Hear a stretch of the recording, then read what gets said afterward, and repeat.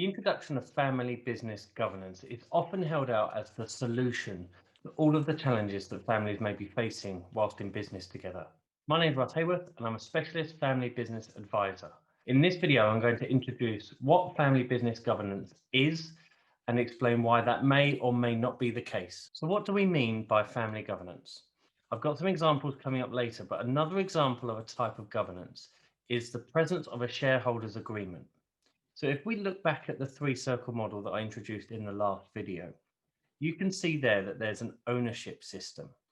Within that ownership system, the shareholders agreement helps to govern and control that relationship between those owners. Within your business, you may well have processes and systems which help to control how that business is operated. It helps create consistency within that business, and it's something that is generally very useful, whatever size business that you have.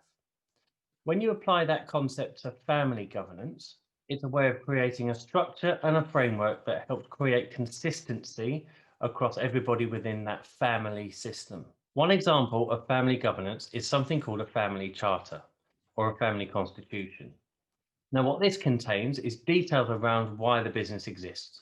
What is it as a family you are trying to achieve? Who can own shares in the business? Does it mean it's bloodline? Can spouses become owners of the business? And things like who can work in the business. Do you have to be an owner in order to work in a business? Can anybody in the family, if they want to, just rock up and say, I'm going to start work on Monday morning? It helps to set out those rules and guidelines for you and for future generations. It's also a place where you can capture things like your values and the vision, things that you're trying to achieve as a family and the purpose as to why that business exists. Not legally binding, but is perhaps more morally binding on you as a family to adhere to what you've agreed to within that family charter. Another example is something called a family council, which is a meeting of family members who may own or not own shares in the business, but have a potential future interest in that business, or a branch of their family has an interest in that business. And it's a forum for them to discuss and interact with the business in a way that's not interfering with the day-to-day stuff.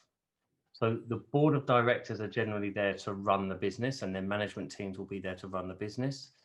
But it may be that the family want to express their views on what they're looking to achieve, and the family council is a way to discuss these and then communicate that in an effective way to the board.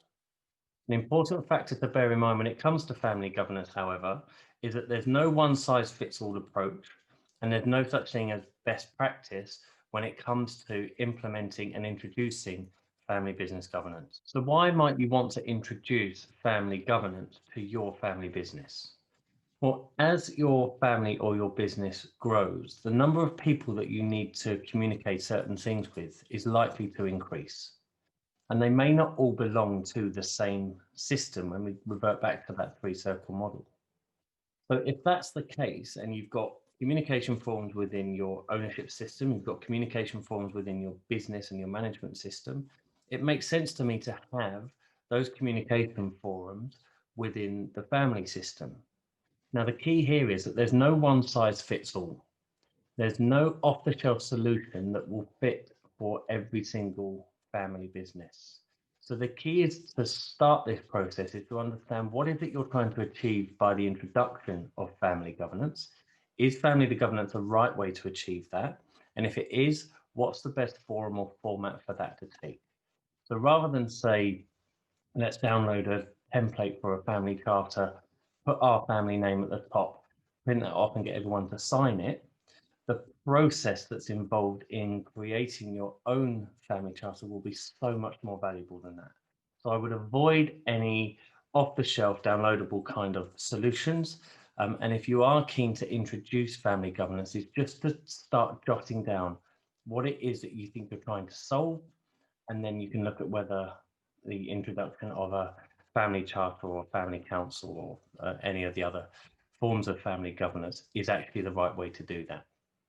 If you'd like to have a chat about whether that is the case, please feel free to get in touch. I'm more than happy to spend some time with you running through what it is you're trying to achieve and how best you might want to do that. My contact details are below, and I'm here for you. So if you want to get in touch, please do so. Over the coming weeks, I will be delivering more videos on the specific elements of family governance, so a family charter, family assembly, those kinds of things. So please do subscribe and come back and check those videos out another time. Until then, take care.